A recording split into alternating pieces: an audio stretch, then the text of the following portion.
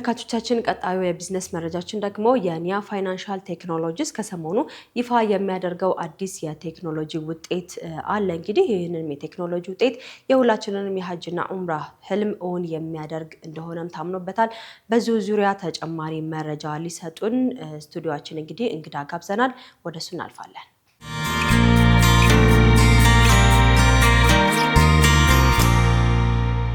የተወደዳችሁ ተመልካቾቻችን ቆይታችሁን ነጃሺ ቲቪ ጋር በማድረግ ነጃሺ ቢዝነስ ፕሮግራማችንን እየተከታተላችሁን ትገኛላችሁ።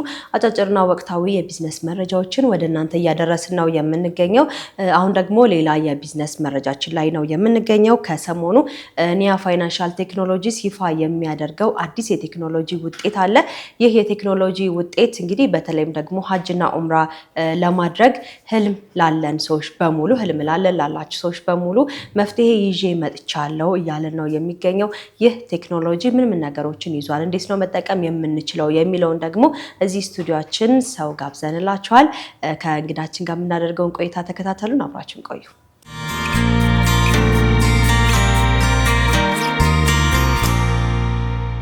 ስለዚህ የቴክኖሎጂ ውጤት እንግዲህ ሰፋ ያለ ማብራሪያ እንዲሰጡን ከኒያ ፋይናንሻል ቴክኖሎጂስ አቶ አብዱል ቃድር መሐመድን ስቱዲዮአችን ጋብዘናል።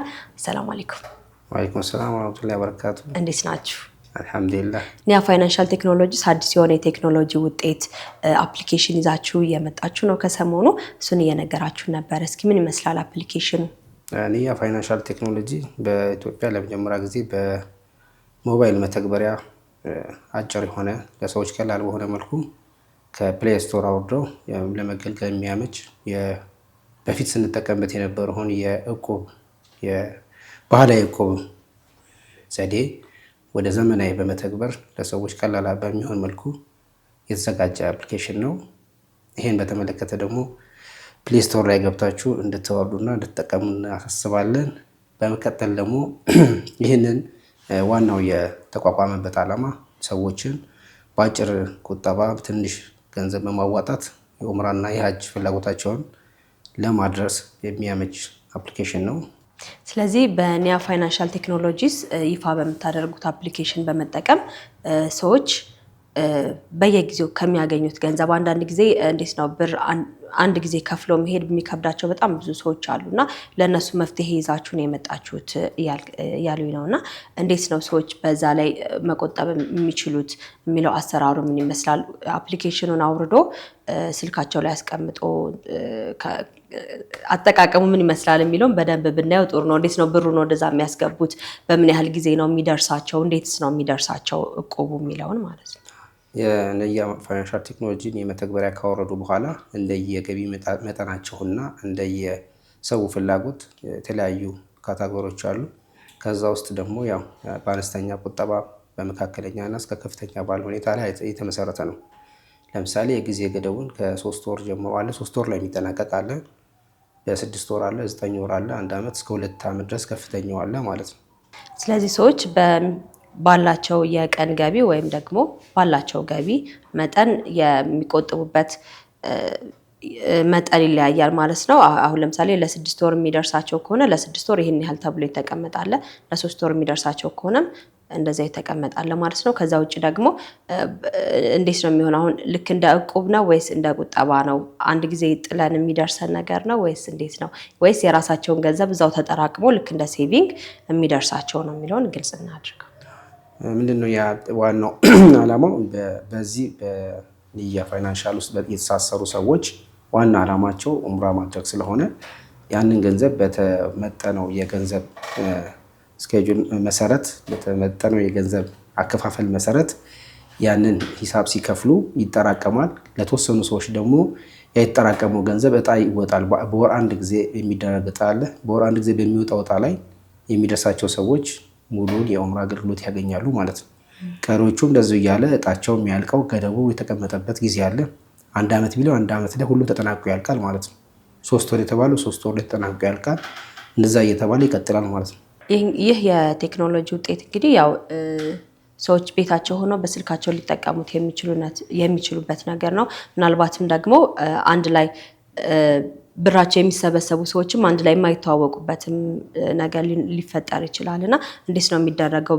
ሰዎች ብሩን ወደዛ ሲያስገቡ ከባንክ አካውንታቸው ጋር የተያያዘ ነው የሚሆነው ወይስ አንዳንድ ጊዜ በታማኝነት ብቻም እንደዛ አይነት ኢሜጅ እንዳይኖር እሱን ግልጽ እናድርገው።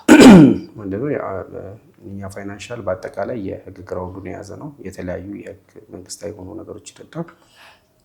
የሚመለከታቸው ተቋማቶች ላይ ህጋዊ የሆኑ ፍቃዶች አሉት። ለምሳሌ ከባንኮች ጋር የምንሰራው ኢንቴግሬሽን የሚባል ነገር አለ። በኢንቴግሬሽን ከባንኮች ጋር የዛ ገንዘብ በተወሰነ ብሎክ አካውንት ይቀመጥና ለእጣ ለወጣላቸው ሰዎች ብቻ የሚተላለፍ ነው የሚሆነው።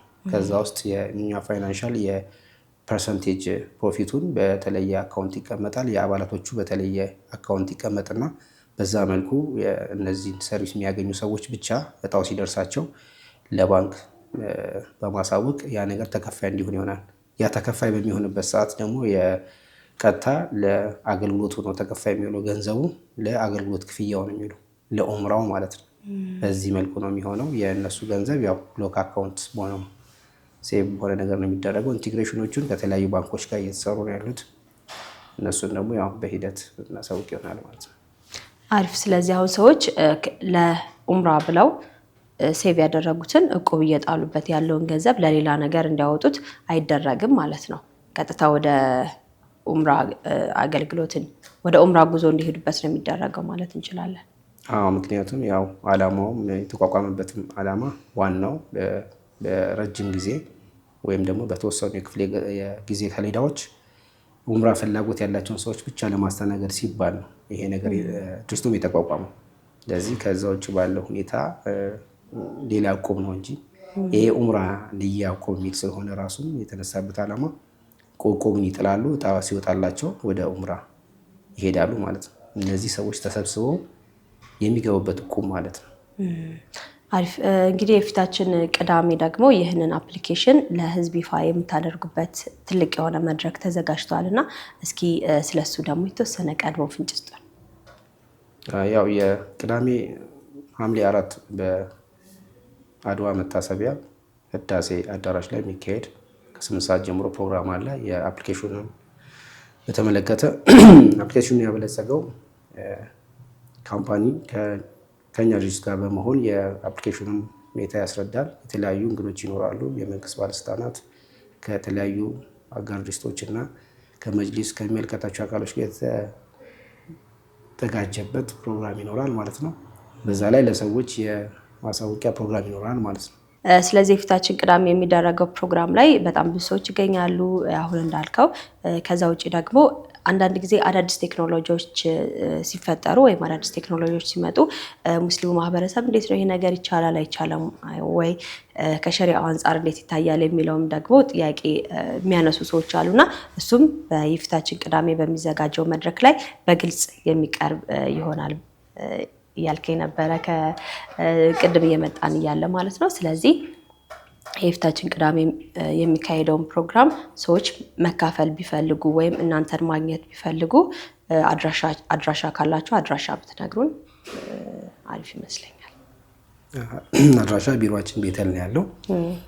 ተረፈ ቅድም ባነሳሽው ሀሳብ ላይ የተለያየ ግርታ እንዳይኖር ከፌዴራል መጅሊስ ፈታዎች ኮሚቴ የስራውን በተመለከተ አጠቃላይ በሱ የፈትዋ መልስ ሰጥቶበታል። እሱን በተመለከተ ደግሞ ያው የራሳችን ሶሻል ሚዲያ ፔጅ አለ። በሱ ላይ ደግሞ ያው የግልጽ የሆነ እሱን የሚገልጽ አለ። በፈትዋ ደረጃ የተቀመጠና ስራው አሰራሩም ሀላል ነው ሀላል አይደለም የሚለው የተቀመጠ ስላለ እሱ የፌዴራል መጅሊስ የፈትዋዎች መንበር አስቀምጦታል ማለት ነው። ያን በተመለከተም ያው የዕለቱ በሚገኘው ፕሮግራም ላይ ተገኝተው ሀሳባቸውና ያለውን ያስረዱናል ማለት ነው። አሪፍ። እኛም እንግዲህ ነጃሺ ቲቪ በነጃሺ ቢዝነስ ፕሮግራምን በመድረኩ ላይ ተገኝተን አጠቃላይ ምን ይመስላል የሚለውን በፕሮግራም ወደ እናንተ ስለምናደርስላችሁ ተመልካቾቻችን እዚህ መድረክ ላይ ያልተገኛችሁ ቤታችሁ ሆናችሁም በደንብ ሰፋ ያለውን ማብራሪያ ማግኘት ትችላላችሁ የሚለውን ከወዲሁ ማሳሰብ ያስፈልጋል አይደል? ከዛ በተጨማሪ ከስር ያለውን ስልክ ቁጥር በመጠቀም ደውላችሁ ኒያ ፋይናንሻል ቴክኖሎጂስ ጋር አብራችሁ መጠቀም የምፈልጉት ነገር ካለ ከነሱ ጋር መገናኘት የምፈልጉት መጠየቅ የምፈልጉት ነገር ካለ ከስር ያለውን ስልክ ቁጥር በመጠቀም ደውሉላቸው ለማለት እንወዳለን። እንደው ለመጨረሻ ያህል ግን ከዚህ ቴክኖሎጂ ውጤት ይፋ ከሆነ በኋላ ህዝቡ ጋር ከደረሰ በኋላ ምን ትጠብቃላችሁ እናንተ? ዋናው ይሄ ነገር ህዝቡ ጋር ችግር ፈቺ ነው ብለን ነው ብዙ ባጠና ነው እንትን መሰረት አንድ ሰው አንዴ ከፍ ያለ ገንዘብ ከፍሎ ለመሄድ አቅም ላይኖረው ይችላል ወይም ዝግጁነት ላይኖረው ይችላል እና እነዚህን ነገሮች መፍትሄ ብለን ያመጣናቸው ሰዎች ዘንድ ሲመጡ ተቀባይነት ይኖራቸዋል ብለን እናስባለን። ምክንያቱም በአነስተኛ ገንዘብ መፍትሄ ዘንድ የቀረበውና ያንን እንጠብቃለን ኢንሻአላህ። ኢንሻአላህ አቶ አብዱል ቃድር እንግዲህ ስቱዲዮአችን መታችሁ ይህንን የመሰለ ማብራሪያ ስለሰጣችሁ ሰፋ ያለ ማብራሪያ ስለሰጣችሁ እጅግ አድርገን እናመሰግናለን። ምናልባት ቀረ የሚሉት ማስተላለፍ የሚፈልጉት መልእክት ካለ ደግሞ ድሉ ልስጥ። እኔም ያው ስለጋበዛችሁኝ አመሰግናለሁ። በአጠቃላይ ያው ይህ ስራ የሁላችንም ስራ ስለሆነ ኢንሻአላህ ተጋግዘን ወደ ምንፈልገው ግብ እንደርሳለን ብለን እናለን። አመሰግናለሁ። እናመሰግናለን።